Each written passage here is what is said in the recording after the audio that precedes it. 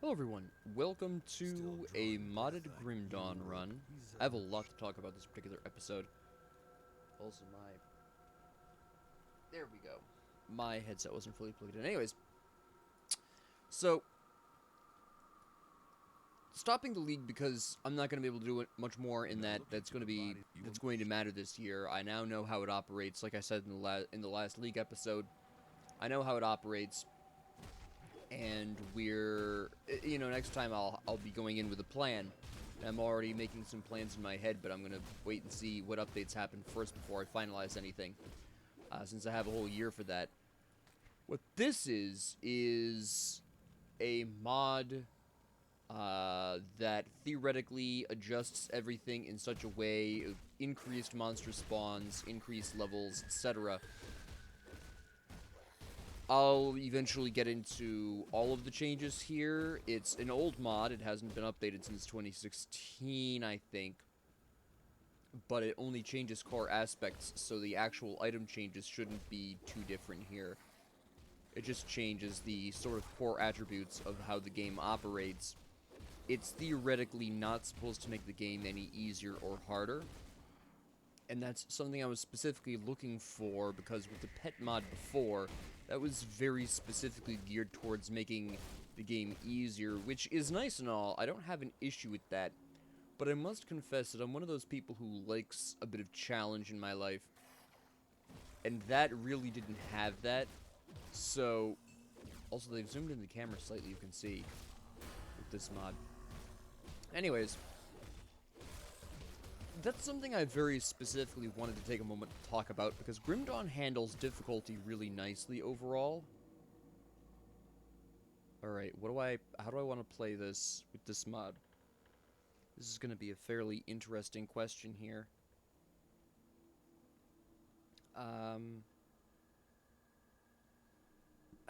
We'll start with a nice soldier here. 5 points, yep. So, the things that this mod adjusts are, like I said, monster spawns. It adjusts, well, it doesn't adjust monster spawns at veteran. It's supposed to adjust them at elite and legendary.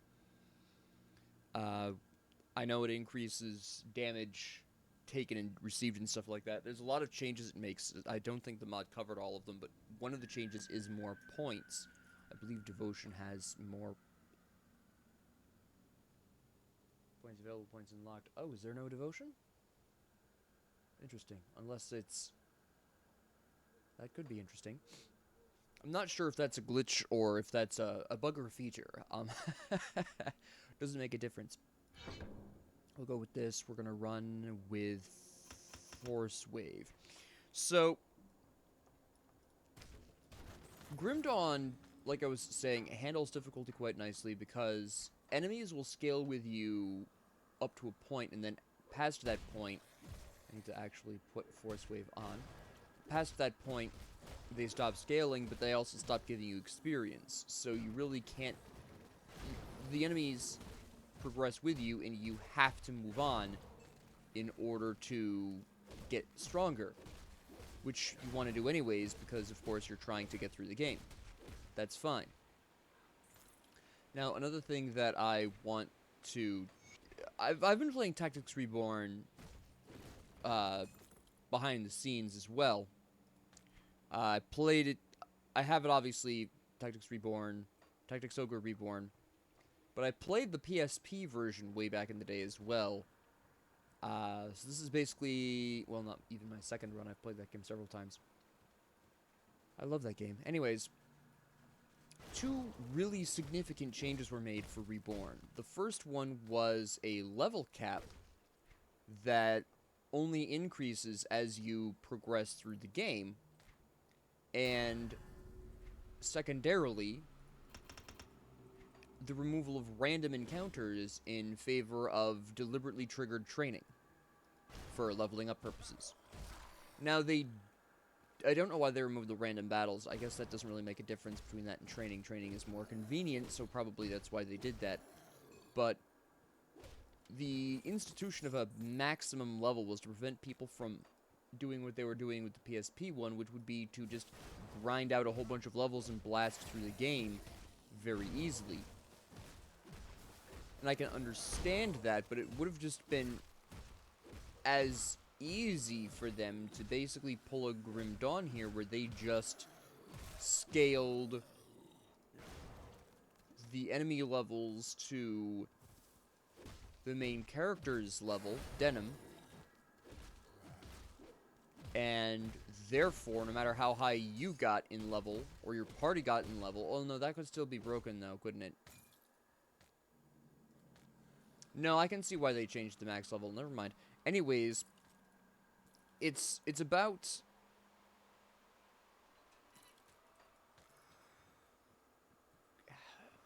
those are both good ways of handling difficulty, right? Because again, when you're playing a game, whether or not you want an easy experience is up to you, really, alright? Now, Grim Dawn, I would describe as a medium difficulty game. Again, it has a good amount of... The level progression here is fairly effective. The way it handles progression is very effective. Tactics Ogre has a different approach, but it achieves the same effect. Your enemies are growing at a consistent rate, and so are you, right? I want to take a different example of progression done incorrectly, and difficulty done correctly as well. Now, for an example of difficulty done well, let's take the Dark Souls series. Now, some people will say, oh, that game is easy. Yeah, I don't really particularly have any kind of particular difficulty playing any of the Soulsborne series. Even Elden Ring being the easiest of them, but still has its difficult moments. The difficulty of that series is in your personal growth. We all had a rough time at the beginning of the first Dark Souls. And are we crashing? Is this mod crashing? No, we are... Okay, that was weird. Anyways, everyone had a difficult time the first time through Dark Souls. Right, or Demon Souls if you were one of the people who got to play that before Dark Souls. I was not, unfortunately. But as you got better at the game, not necessarily stronger in a numerical sense, in a statistical sense, but more skilled at the game, recognizing attack opportunities, getting better with the, timing your rolls, timing your attacks. That is what is known as basically skill-based difficulty. This is entirely reliant upon your skill as an individual player, and that is totally fine.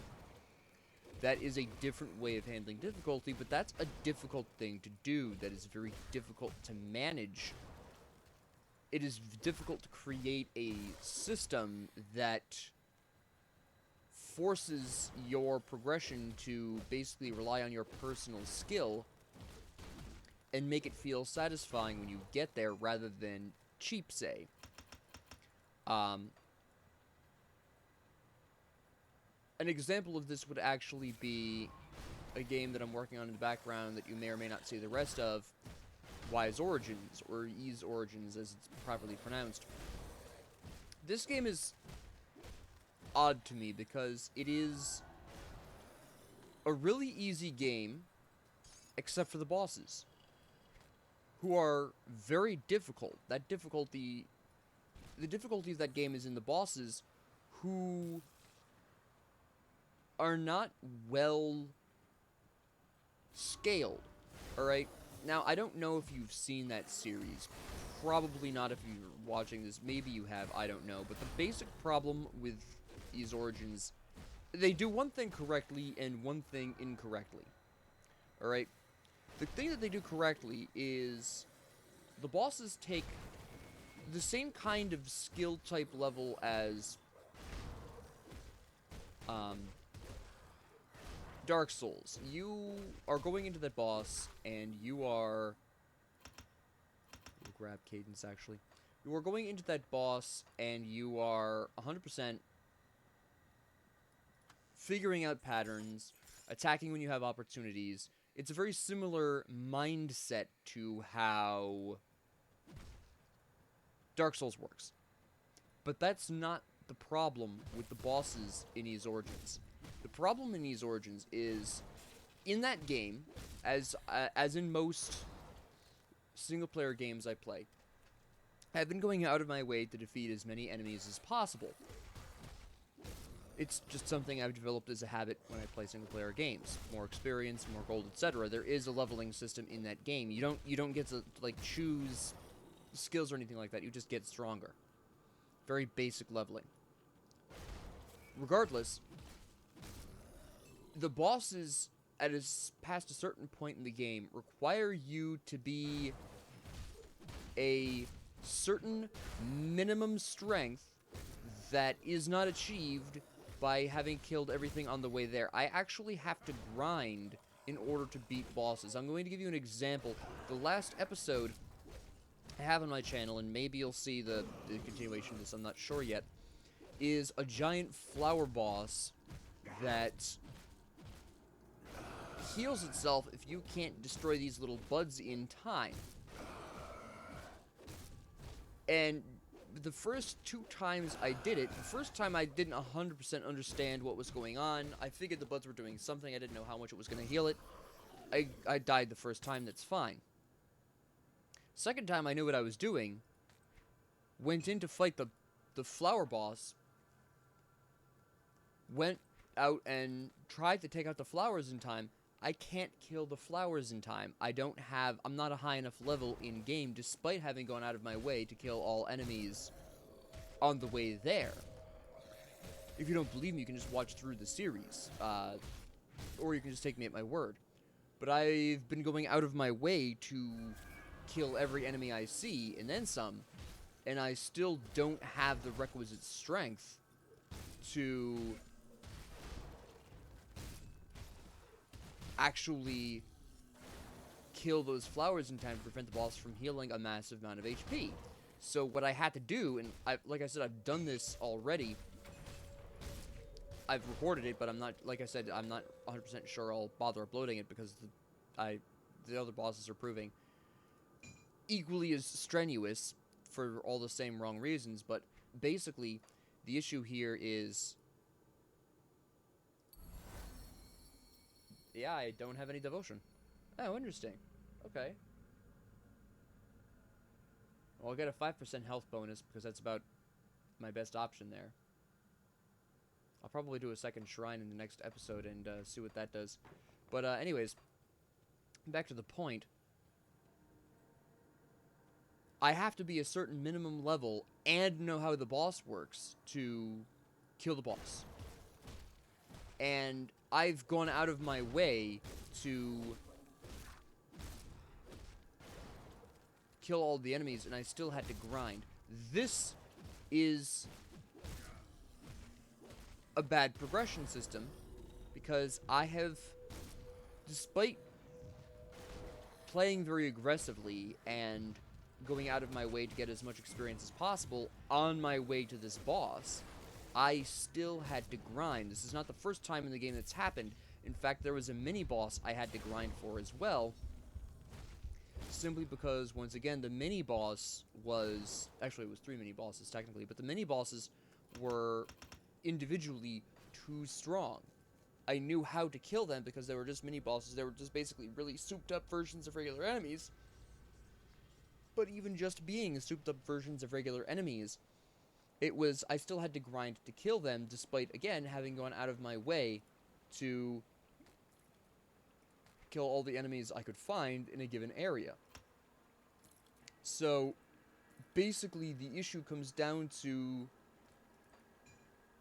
this plant boss, despite me already having had to grind for souped-up enemies for a specific part of the story, and also going out of my way to kill everything that moves, I still had to grind for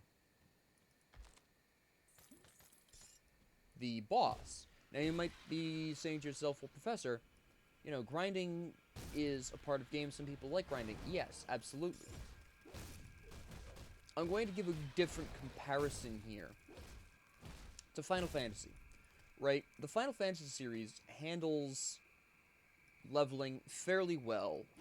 The Dragon Warrior series, or the Dragon Quest series, depending on which locale you're talking about, these handle leveling really well as well. I'm going to give an example of using the original Dragon Quest, which I've played through a remake recently on my Switch. So in that game, it's, I guess, a prototype open world because you can go into a lot of areas where you really don't belong, and if you want to go into these areas early, you have to grind, but if you progress through the game the way they intend you to, mild grinding is required, very light grinding, and that grinding happens as you're, just kind of poking around and experimenting with exploring this new area, right? In the Final Fantasy series, they take that idea, and they also add, the Dragon Quest series does this eventually as well, just not with the first one. They add, well, the first Final Fantasy doesn't do this either. But the Final Fantasy and Dragon Quest series eventually, kind of nailed down the leveling system and the enemy progression to the point where you really don't have to grind if you don't want to. You should be an acceptable strength for the enemies of a given area, but if you want to enjoy some grinding and you want a goal to grind towards, there are optional bosses or optional quests that you can take on that will really force you to grind, and that's great. That is exactly the kind of thing that grinding should be for, right? You shouldn't have to grind to kill a plotline boss like in Ys Origins. You shouldn't have to do that, right? Good scaling design, and Grim Dawn does this, is where you are always at an appropriate strength for what you need to do, but if you want to do something on the side content, optional content, whatever, then you have to grind. That is how it is done correctly. Do I have the slith necklaces I need? I have more than enough slith necklaces. Whoops. Let's throw one of these on the floor, because I don't need 4 of them. And that's really... This is a really long-winded way of saying, essentially, that this mod I've chosen very specifically because, theoretically speaking, it isn't intended to make the game easier or even more difficult. It maintains the rough scaling. It just increases or decreases certain internal things. So this mod theoretically will work with all versions of the game, in theory, once again. And this is basically what I'm talking about here. For this is why I've chosen this mod. This is why I'm, at least for the time being, not... Well, there's another reason I'm not progressing with the earlier pet custom game. Not only is wicked easy, but a separate issue I have is that, well, it's not really an issue, but something I've noticed is if I turn off cloud saving, I have a select set of characters, and if I turn on cloud saving, I have completely different set of characters, because the characters saved in my cloud save are totally different.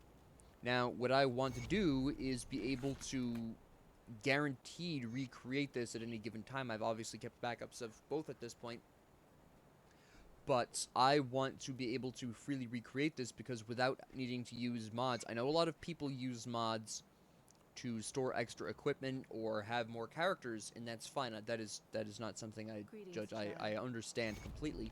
But if we can do it without modding, that'd be even better, because that means new players wouldn't necessarily have to use necessarily mods, and I would like to see if I can recreate this effect at will. I actually need to deliver my scrap.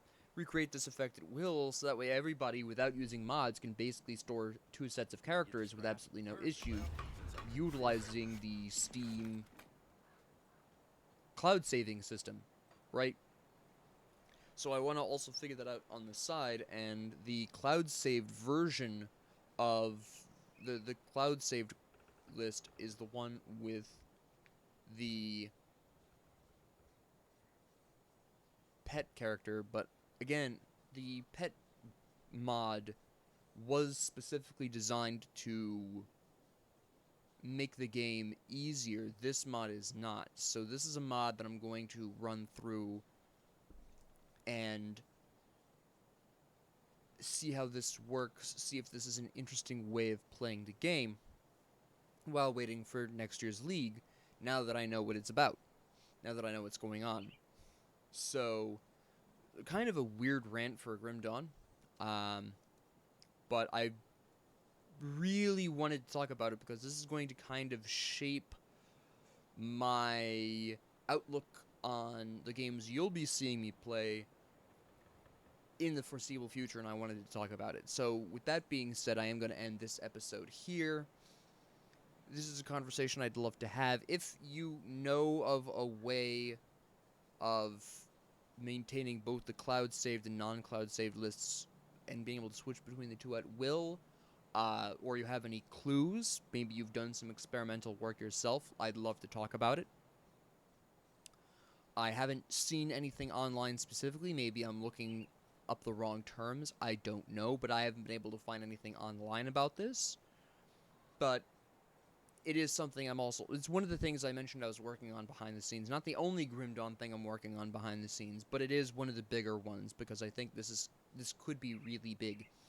But with that being said, thank you all very much for joining me. If you liked this, please like and subscribe. If you didn't, please ignore me. And if you have any comments, questions, concerns, ideas, suggestions, or requests, please leave them down in the comment section below. And thank you all very much for joining me, and have a great 24 hours.